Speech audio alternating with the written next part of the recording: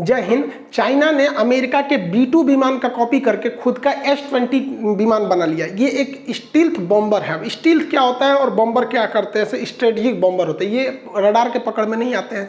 अब ये भारत के लिए एक बहुत बड़ा सिक्योरिटी कंसर्न है, क्योंकि ये भारत के पास घूमेगा और रडार में पकड़ में नहीं आएगा। लेकिन इसको पकड़ने के लिए ओवर द होराइजन रडार होता है। अब हम ये दोनों की टेक्नोलॉजी को समझते हैं कि ये ससुरा बचता कैसे है और ससुरा पकड़ कैसे लेता है। देखिए, अमेरिका ने बहुत ही पहले, ये 90 के दशक में अमेरिका ने अपना B-2 बॉम्बर को बनाया था। इसने कई युद्ध में भी भाग लिया है और इसी का कॉपी करके चाइना ने S-22 बॉम्बर बना दिया। ये जो है ये एक स्ट्रेटेजिक बॉम्बर है। बॉम्बर मतलब होता है ये बहुत ज़्यादा मात्रा में बम ले जाते हैं सब, बहुत ज़्यादा। मिसाइल विसाइल नहीं मारते, सब बम गिराते हैं सब बॉम्बर से ऐसे, और थोड़ा मोड़ा नहीं, बहुत ज़्यादा ले जाते हैं सही सा। स्ट्रेटेजिक का मतलब होता है बहुत दूर तक जाते हैं और परमानेंट डैमेज करके आते हैं। जैसे स्ट्रेटेजिक, यहाँ देखिए ये राफेल है, ये स्ट्रेटेजिक नहीं है, ये टेक्टिकल है। स्ट्रेटेजिक दूर तक जाते हैं। अब राफेल दूर तक नहीं जा पाएगा। अब यहाँ से कह दीजिएगा कि फ्रांस उड़ के चल जाओ, सोच रहा जाइए नहीं पाएगा, बीच में रुकेगा। इवन ये फ्रांस से आया भी था तो दुबई में रुका हुआ था, उसके बाद ये इंडिया में आया। तो ये टेक्टिकल होते हैं। टेक्टिकल मतलब कम दूरी पर जाते हैं, लेकिन इनके पास हथियार बड़े खतरनाक होते हैं। शुरुआती स्ट्राइक यही करते हैं सर, धड़ाधड़ दुश्मन के रडार तोड़ देंगे सर, टैंकर उड़ा देंगे सर। शुरुआत में बढ़त यही देते हैं सर। अब बाद में आते हैं स्ट्रेटेजिक, परमानेंट ध्वस्त करके जाते हैं। जैसे ये C-17 ग्लोब मास्टर है, ये बड़ी दूर तक जा सकता है, स्ट्रेटेजिक है, सीधे एक के बार पूरे का यूरोप चल जाएगा। लेकिन हाँ ये है कि इसमें बम नहीं होता, ये ट्रांसपोर्ट के लिए आते हैं सर। तो स्ट्रेटेजिक समझ में आ गया आप लोग को। अब देखिए ये इतनी दूर तक जाएगा तो इसको एयर रिफिलिंग की जरूरत होती है, क्योंकि स्ट्रेटेजिक है तो हवा में ही इसमें फ्यूल भरा जा सकता है इजीली। जैसे मान के चलिए ये जहाज है तो इसकी ऊंचाई फिक्स कर सकते हैं। ये अपने बता देंगे कि भैया देखो हम 4070 फीट की ऊंचाई पर उड़ रहे हैं। अब ये इसको उसी हिसाब से कह देगा कि एक काम करो तुम थोड़ा सा नीचे रहो, 4030 फीट पे रहो। अब मान के चलिए ये 50 फीट की डिस्टेंस बना के उड़ेगा सब। और इसमें से ये रिफ्यूलिंग के लिए यहाँ पे इसमें फिट कर दिया जाएगा, ऊपर का नॉब खोल देगा, यहाँ एक ऑपरेटर बैठा रहता है, वो इसमें रिफिल कर देगा। जहाजों की जो एयर रिफ्यूलिंग होती है वो दो तरह से होती है। अगर ये जालीनुमा पाइप होगा तो ये जो फाइटर जहाज है ये खुद आके उसमें अपना नोजल फंसाएगा और पेट्रोल भरेगा। और कुछ जहाजें ऐसी होती हैं जो अपना नोजल नहीं फंसा सकती हैं, तो उसमें एक पीछे क्रू मेंबर बैठा होता है। जैसे यहाँ ये क्रू मेंबर है, ये दूसरे जहाज में भरेगा जिसमें खुद नोजल फंसाने की क्षमता नहीं होती। जैसे ये बड़ा सा जहाज है, ये जो बड़ा जहाज आ रहा है इसमें क्षमता नहीं है, तो आप देखेंगे इसके मुंह पे ये खाली जगह बना है। तो ये जो ऊपर जहाज के पीछे बैठा रहता है ऑपरेटर, वो इस जहाज में देख के भर लेता है। ये पायलट केवल उस जहाज को नीचे ले आके लगा देता है। तो जैसे जिसमें नोजल फंसाने की क्षमता है वो खुद आके फंसाते हैं, जिसमें क्षमता नहीं है उसका क्रू मेंबर, जैसे इसमें क्षमता नहीं है, इसका यहाँ भरने वाला जगह है तो ये अपने जहाज को ले आके रख देगा और ऊपर से जो ऑपरेटर बैठा है वो इसमें ले आके भर देगा। आप समझ गए होंगे air refuelling. Mid air refuelling के द्वारा इसे बहुत लंबे दूर तक ऑपरेट किया जा सकता है। अमेरिका ने एक बार यहां से उड़ान भरा था अपने यहां से B-2 बॉम्बर से, और ये आया था सीरिया और में यहाँ पर बम गिरा के चला गया। सोच रहा उतना लंबी फ्लाइट लगा था इसको, 17 घंटा कंटिन्यू उड़ान भरते रह गया था, उसके बाद ही यहाँ चला गया था। तो ये काफी लंबे दूरी तक ये लोग हमला कर सकते हैं। स्ट्रेटेजिक जो बॉम्बर होते हैं ये स्टील्थ होते हैं। स्टील्थ को देखिए, स्टील्थ और कैमोफ्लाई ये दो टेक्निकल टर्म होते हैं मिलिट्री के क्षेत्र में। इसका मतलब होता है कि अपने शरीर को छुपा लेना।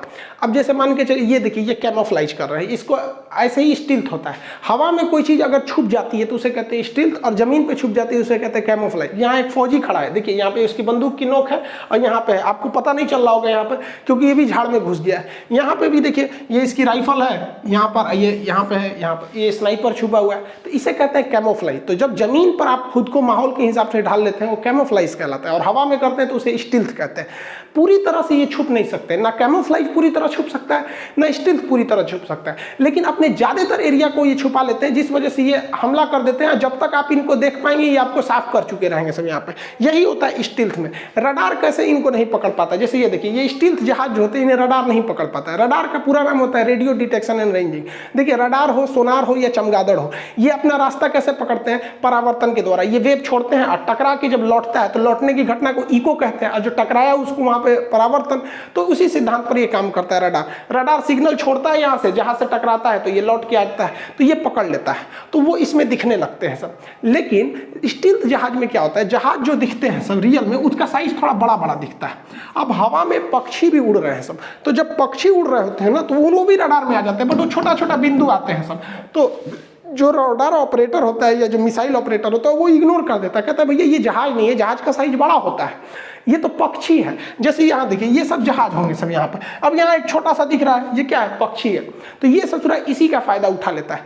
ये पूरी तरह से रडार में नहीं छुप पाता है, लेकिन इतना छोटा इसका फिगर बनता है कि कंफ्यूज हो जाते हैं लोग कि ये पक्षी है कि रडार जहाज है। तो रडार ऑपरेटर कहता है रुको इसको पास आने दो, जैसे जैसे वो पास आएगा थोड़ा थोड़ा बड़ा होगा। तो इस ससुरा तुरंत ये इतना पास आने के बाद पता चलता है नहीं रे भैया ये जहाज है, तब तक ये आके बम गिरा चुका होता है। अब ये कैसे अपना फिगर यानी सिग्नेचर छुपा लेता है रडार पर, रडार फिगर उसको समझिए। रडार इस तरह से वेव छोड़ता है, तो ये क्या करता है, ये जान जाता है आज करके इलेक्ट्रॉनिक वॉरफेयर में कि ससुरा ये वेव अगर टकरा के लौट गया तो इस रडार को बता देगा। एक काम करते हैं, इसको लौटने ही नहीं देते हैं। तो 100% तो कुछ पॉसिबल नहीं होता है, लेकिन ये सोचते हैं कि कुछ ना कुछ तो 80% भी अगर सोख लेंगे तो हमारा 100% फिगर नहीं बनेगा, 20% बनेगा, और रडार ऑपरेटर कंफ्यूज हो जाएगा कि शायद ये पक्षी है। तो इसके बाहर इस पे क्या लगा दिया जाता है, एक कार्बन फाइबर जो होता है और आयरन बॉल का पेंट कर दिया जाता है। वो इस स्पेशल प्रकार के आते हैं, करोड़ों के मिलते हैं। इस जहाज के बाहर जब पेंट कर देते हैं तो ये क्या करता है, 50% वेव को सोख लेता है।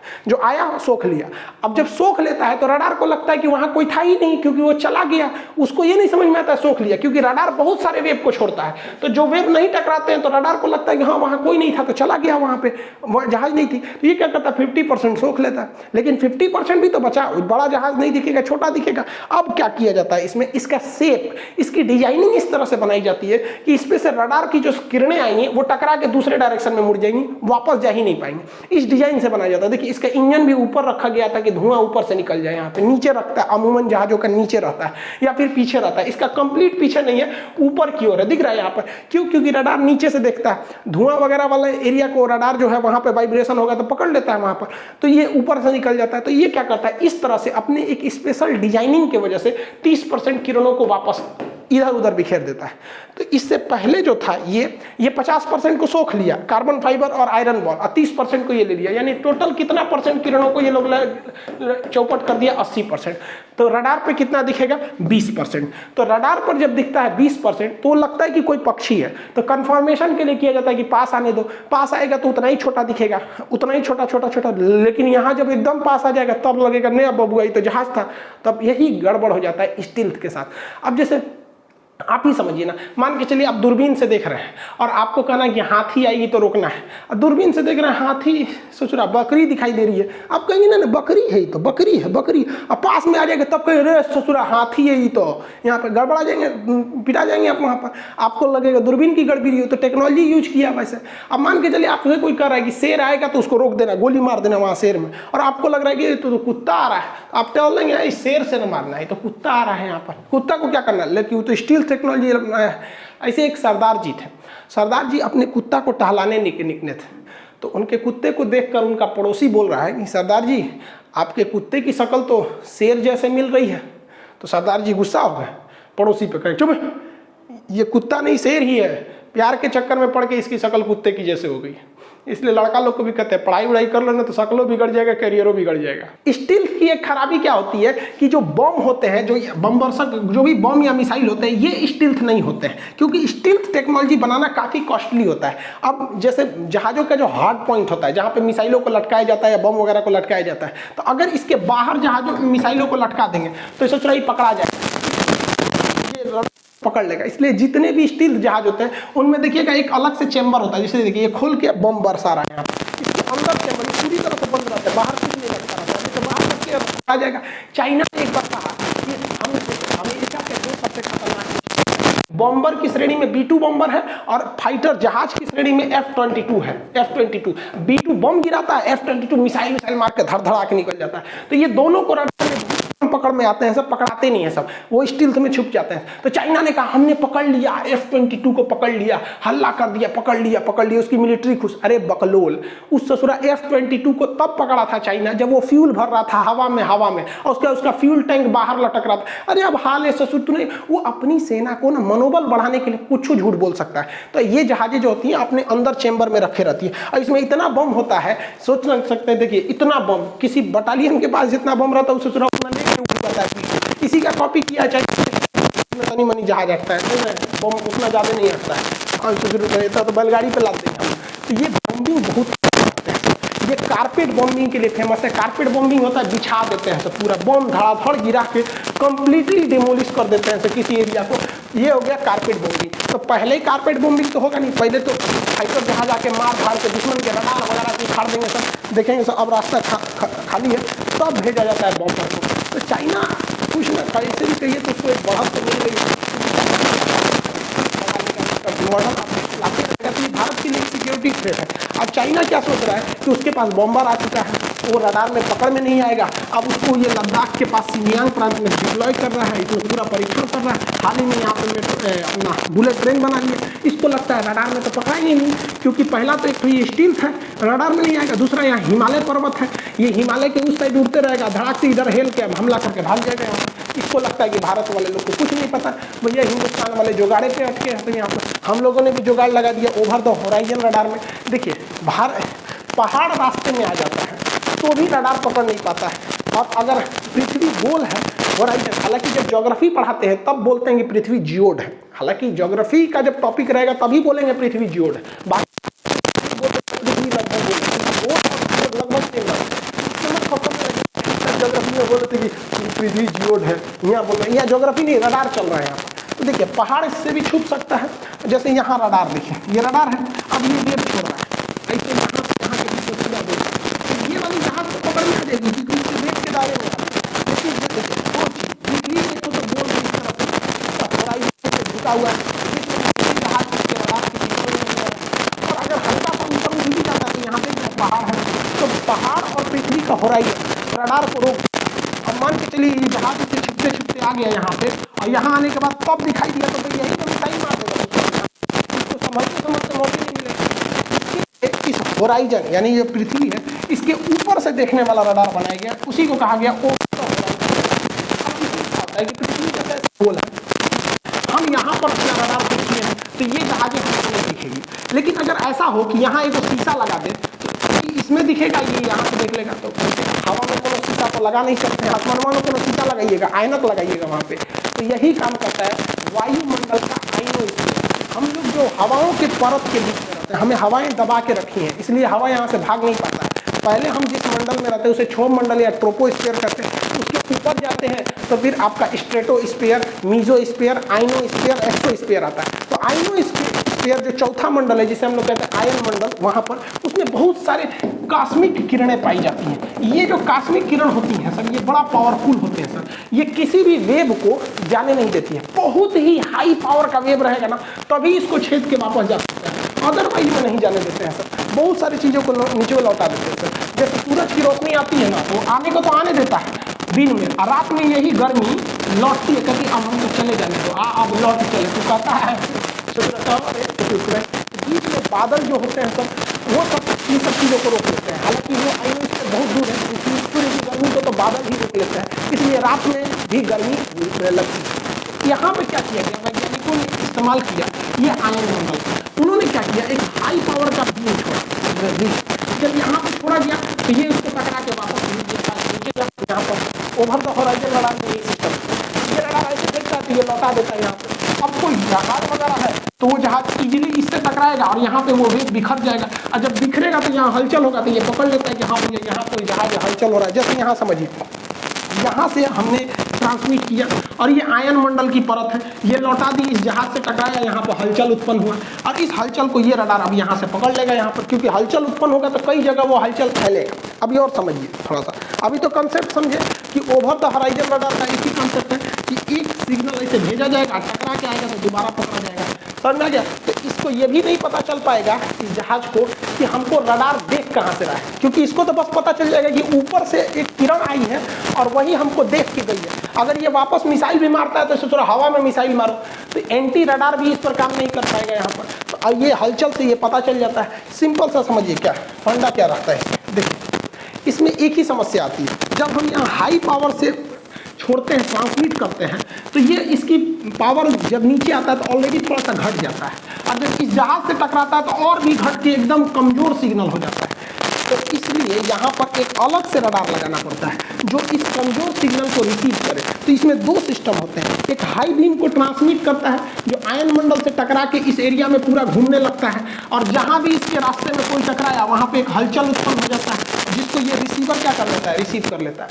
और ये होराइजन रडार पहाड़ों के भी काम कर सकते हैं। जैसे देखिए यहाँ पर ये पहाड़ है, ठीक है, और यहाँ दो ठो जहाज है। अब ये यहाँ पर रडार लगा हुआ है, ये रडार डायरेक्ट देख नहीं पाएगा, तो ये होराइजन रडार का प्रयोग करके हाई बीम को भेज देगा अंतरिक्ष में, मतलब वायुमंडल के बाहरी परत आयन मंडल में, और वहाँ से जब ये टकराएगी तो इसकी थोड़ी सी सिग्नल कमजोर होगा और यहाँ टकराने से हलचल होगा, और इस हलचल में ये हलचल कई दिशाओं में जाएगा। ऐसा तो नहीं है कि एक ही दिशा में जाएगा, जहाज छूट के आ रहा है पहाड़ से, बट हलचल तो फैल जाएगा। इस हलचल को यहाँ अलग से लगा हुआ एंटीना रिसीवर से रिसीव कर लेता है। जैसे देखिए हम पानी में कभी एक ईंटा फेंके, कोई आदमी शांति से मोबाइल से इधर बतिया रहा है ऐसे नदी के किनारे, आपको वो ईंटा फेंके छपाक से करेगा, वो आदमी का ध्यान चल जाएगा इस पूरा इधर कौन चीज हुआ है छपाक।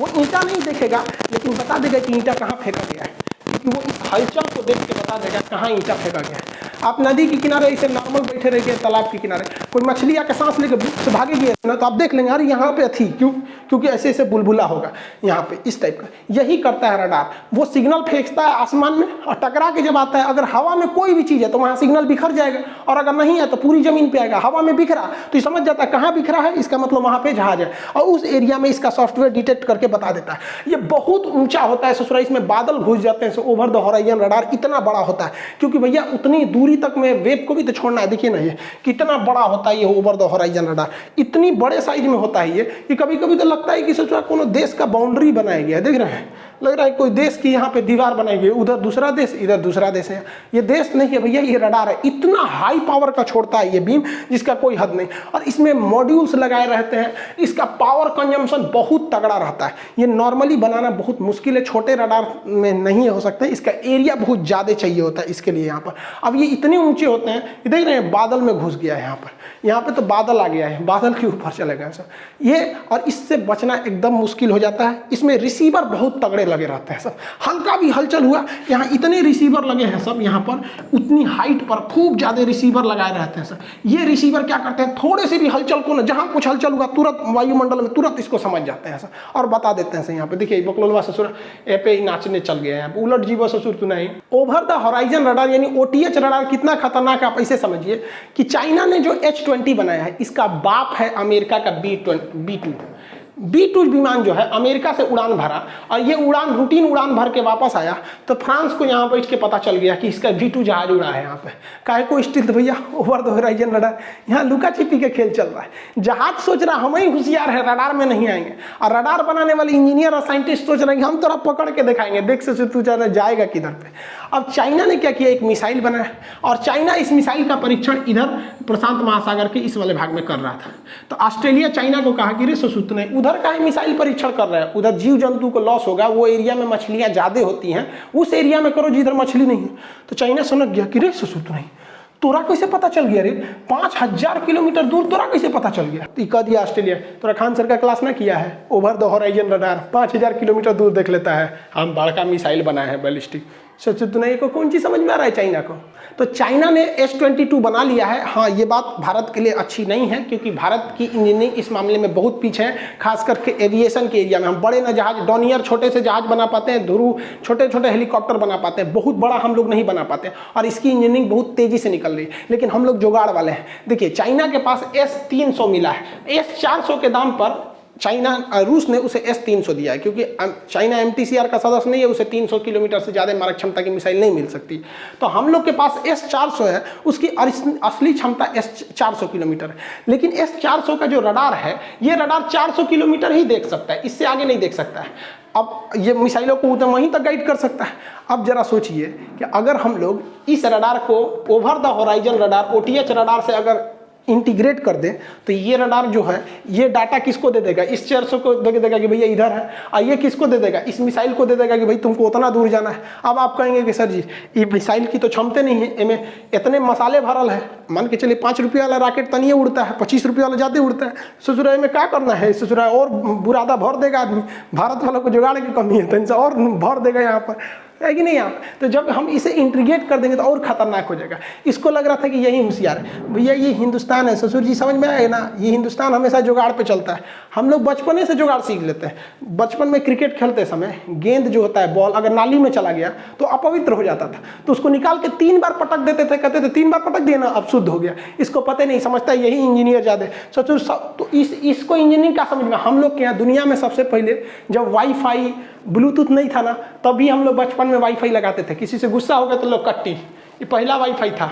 फिर बोलना है हाँ ले मिट्टी, यहाँ पे एक समझ में आता है कि एक इंजीनियरिंग तेज है यहाँ पे। हम लोग का ससुरा का बच्चा जो होता है ना, छोट छोट 2 महीना 3 महीना का, वो सब ससुरा टेक्नोलॉजी समझता है, वो भी सब सिग्नल समझता है। पेशाब नहीं करेगा ना तो क्या मम्मी पापा कहेंगे पेशाब कर लो, नहीं करेगा तो कहेंगे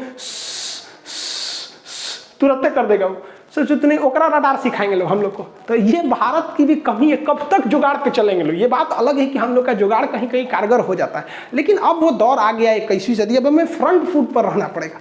पता चलता है चाइना ने कुछ कर दिया, अमेरिका ने कुछ कर दिया, पाकिस्तान ने कुछ किया, अब हम उसको जुगाड़ के हिसाब से उसे काउंटर करने पर लगते हैं। तो ये भी ठीक नहीं है। अब हमें अपने पुराने ट्रैक रिकॉर्ड को बदलना चाहिए। तो आई होप आपको स्ट्रेटेजिक बॉम्बर ये सब समझ में आ गया और होराइजन रडार भी समझ में आ गया। मिलेंगे नेक्स्ट क्लास में। जय हिंद।